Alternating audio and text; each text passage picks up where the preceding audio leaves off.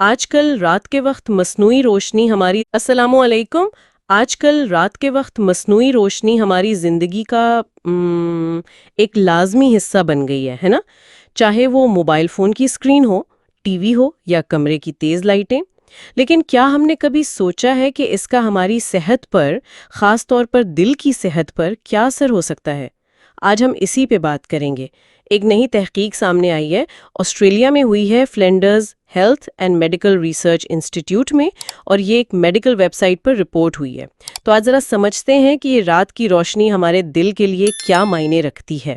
جی بالکل، اور دیکھیں اس تحقیق کی جو سب سے اہم آپ کہہ لیں دریافت ہے وہ یہ ہے کہ رات کو زیادہ دیر تک مصنوعی روشنی میں رہنا یہ دل کی کئی بیماریوں کا خطرہ بڑھا سکتا ہے۔ اچھا، کون کون سی بیماریاں شامل ہیں اس میں؟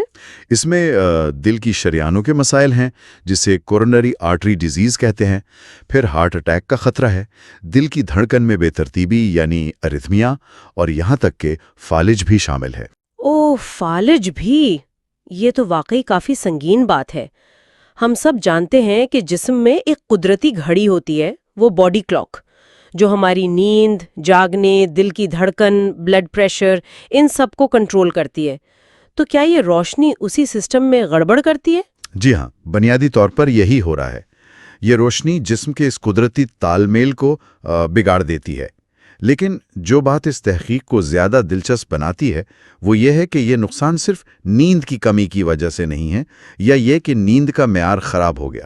اچھا، مطلب یہ نہیں کہ بس نیند خراب ہو رہی ہے، بلکہ روشنی خود براہ راست دل پہ اثر کر رہی ہے۔ یہ تو کافی حیران کن بات ہے۔ بالکل بالکل، یہی اس تحقیق کا آپ کہہ لیں مرکزی نقطہ ہے۔ محققین نے دوسرے عوامل کو بھی دیکھا، مطلب نیند کتنی لی گئی، خوراک کیسی تھی، ورزش کی عادت تھی یا نہیں، تمباکو نوشی، وزن۔ اچھا، تو ان سب چیزوں کو حساب میں رکھنے کے بعد بھی جی، ان سب عوامل کو مد نظر رکھنے کے باوجود رات کی روشنی کا جو منفی اثر تھا وہ اپنی جگہ موجود تھا۔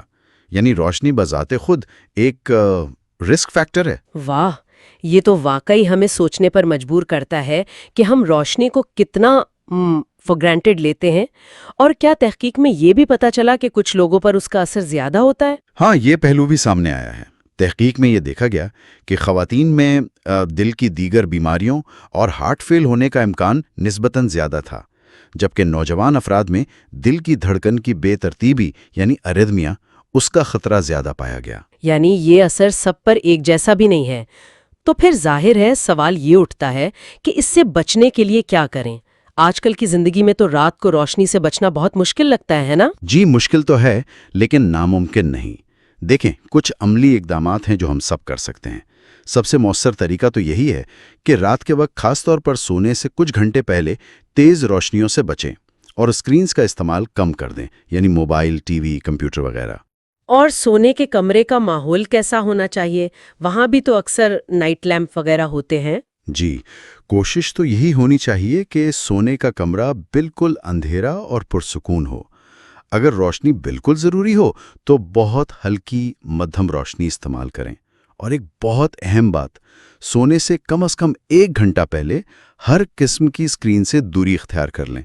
اس سے جسم کو نیند کے لیے تیار ہونے کا سگنل ملتا ہے، وہ میلاٹونن ہارمون بننے میں مدد ملتی ہے۔ تو خلاصہ یہ ہوا کہ جیسے ہم اپنی خوراک کا، ورزش کا، نیند کا خیال رکھتے ہیں، اسی طرح ہمیں رات کے وقت ہم کتنی مصنوعی روشنی میں رہ رہے ہیں اس بارے میں بھی محتاط رہنا ہوگا، کیونکہ یہ براہ راست ہمارے دل کی صحت سے جڑا معاملہ ہے۔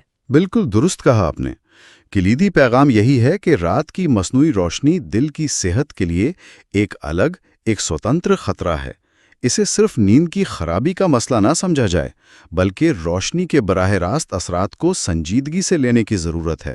یہ ایک اہم احتیاطی تدبیر ہے جسے ہمیں اپنی روزمرہ زندگی میں شامل کرنا چاہیے۔ یہ واقعی ایک بہت اہم نقطہ ہے، اور اس سے پتہ ہے ایک بڑا سوال ذہن میں آتا ہے کہ اگر ہمارے گھروں کے اندر روشنی کم کرنا اتنا اہم ہے تو پھر ہمارے ارد گرد جو روشنی کا ایک پورا سمندر ہے رات کے وقت، شہروں میں، سڑکوں پر، کام کی جگہوں پر، اگر اس مجموعی ماحول میں کوئی تبدیلی لائی جائے تو عوامی صحت پر اس